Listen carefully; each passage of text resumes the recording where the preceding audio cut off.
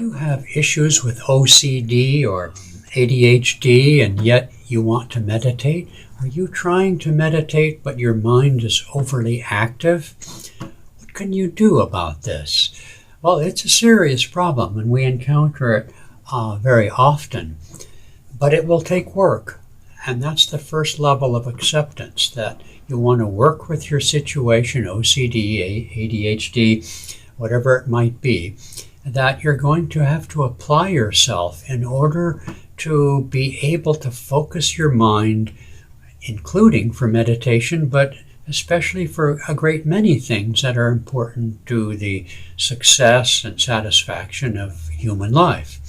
And so what are some of those things? Well, some of them are pretty obvious, which include limiting your device time, your TV time. Another one, though, is the importance of moving the body.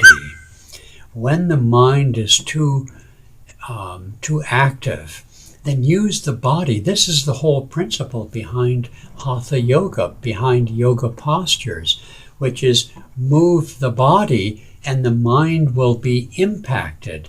Move the body in a conscious, graceful, focused way, and the mind becomes calmer, more focused. Those particular postures in Hatha Yoga, in fact, have various subtler aspects of our consciousness, strength and courage, or receptivity and so forth, that are important as a foundation and a preparation for concentrating the mind in meditation. So move the body. There should be a commitment to exercise and, of course, yoga postures, as I've obviously mentioned, walking. Not the forms of exercises that are extreme, but certainly exercise that requires you to focus the mind and the application of skill would be useful. Another aspect of dealing with this is to avoid extremes of all kinds. Moderation in your sleep habits, moderation in and healthy living in dietary matters, avoiding junk food and processed food as much as possible. Calmness generally is the strongest affirmation. In my response to this one letter I got, I came up with this affirmation from our book, Ananda's book by Swami Kriyananda, Affirmations for Self-Healing. Though the winds of distraction howl around me, I remain calm and centered in my heart. Though the winds of distraction howl around me, I remain calm and centered in my heart. Also, learn to be serviceful. Look around the house and, do the dishes, vacuum the floors. If you're in a workplace environment, see how you can be helpful. In your neighborhood and community, how can I be helpful? Try to be more serviceful. That's another way of moving the body.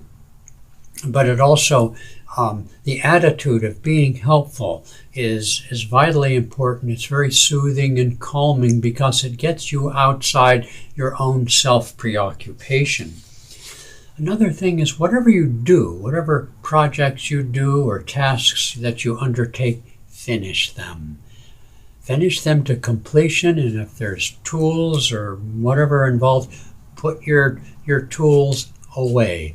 Bring what you start to a completion and clean up after yourself. Okay, then look to meditation.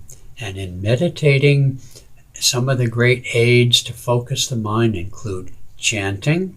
It's great to listen to chanting, but it's even better if you chant along with the chant that you're listening to. Even better than that would be if you can play a guitar or play a keyboard, or as we do at Ananda in our tradition, a harmonium. That's even better because those involve, again, using the body. Throughout the day, to focus the mind, and some of those issues are actually good for repetitive focus of the mind. A simple affirmation or mantra. I am calm, I am peaceful, or perhaps a Sanskrit mantra of your choice. Then as your mind, particularly in meditation, begins to steady itself, the last obstacle to complete concentration is the one movement that remains when you're sitting still, focusing the mind, and that's your breath. Universally, just resting in the pose of meditation and noticing the breath, not trying to control it, simply to, I am peace. The I am with the incoming breath, peace with the outgoing breath. We teach a mantra called Om Sa, that can be learned in the Ananda Meditation app, which is another suggestion I have for if you're very active with your phone, well then get a meditation app, and I recommend the Ananda Meditation app. Once in a while, at the end of meditation, or always at the end of meditation, but once in a while throughout the day, see if you can stop, look up. See if you can quiet the mind completely, even for 2 seconds, 3 seconds, a minute. So practice opening the mind without thought. When you do that, look up. Let the mouth relax, as if you're about to speak. Even have a little smile.